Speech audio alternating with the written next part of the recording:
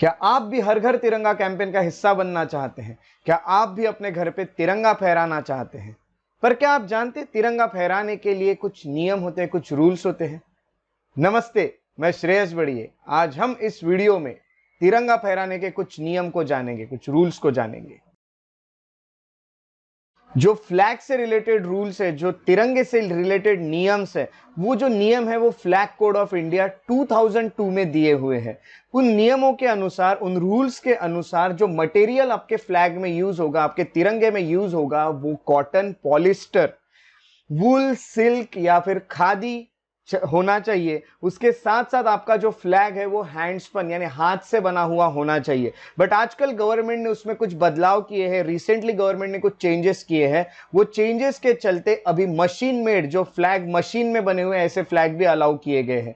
पहले जो ये अमेंडमेंट्स के पहले, ये जो बदलाव किए गए, इसके पहले जो फ्लैग हुआ करते थे, जो तिरंगे हुआ करते थे, वो हाथ से बने हुए होना कंपलसरी था और पॉलिस्टर इसमें यूज नहीं हो सकता था। अभी पॉलिस्टर को भी यूज करना यहां पे अलाउ किया गया है। तो ये है पहला नियम। दूसरा, जो तिरंगे का शेप होता है वो रेक्टेंगुलर होना चाहिए। तिरंगे का शेप आपका स्क्वायर नहीं होना चाहिए, रेक्टेंगुलर होना चाहिए। रेक्टेंगुलर होने के साथ साथ उसका रेशो जो है वो 3:2 ये मेंटेन होना चाहिए।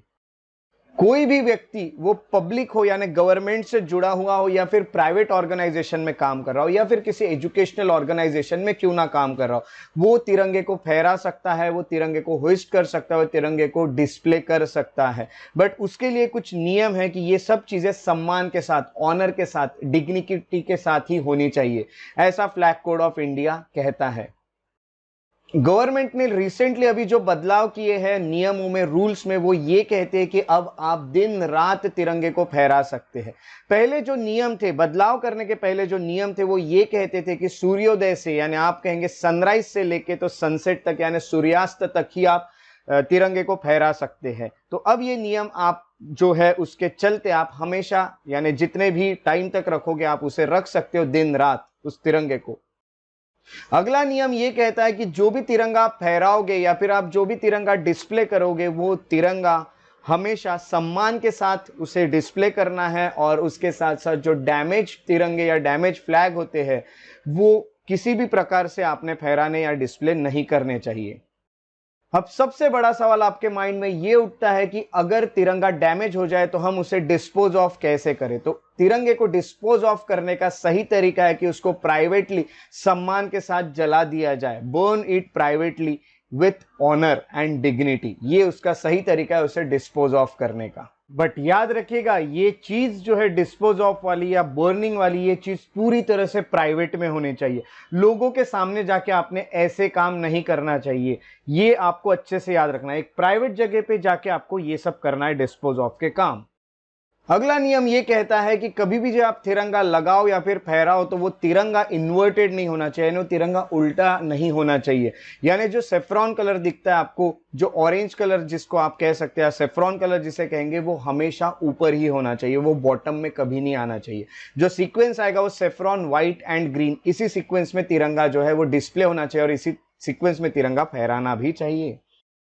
उसके बाद एक और चीज याद रखिएगा, जब भी आप तिरंगा लगाओ या तिरंगा फहराओ तो उसके बाजू में और कोई फ्लैग नहीं होना चाहिए और उसके ऊपर तो कोई भी फ्लैग नहीं होना चाहिए। सबसे ऊपर आपका तिरंगा ही होना चाहिए। ये कोशिश आपको करनी है और पूरी तरह से इसको याद रखना है। उसके साथ एक और चीज याद रखिएगा कि जो भी फ्लैग होता है उसके ऊपर फ्लावर्स या कोई हार यानी गार्लैंड्स या फिर हम कहेंगे कोई एम्ब्लेम या कोई चिन्ह आपने नहीं रखने चाहिए। हमारा जो तिरंगा है उसको आपने डेकोरेशन पर्पस के लिए यूज नहीं करना चाहिए।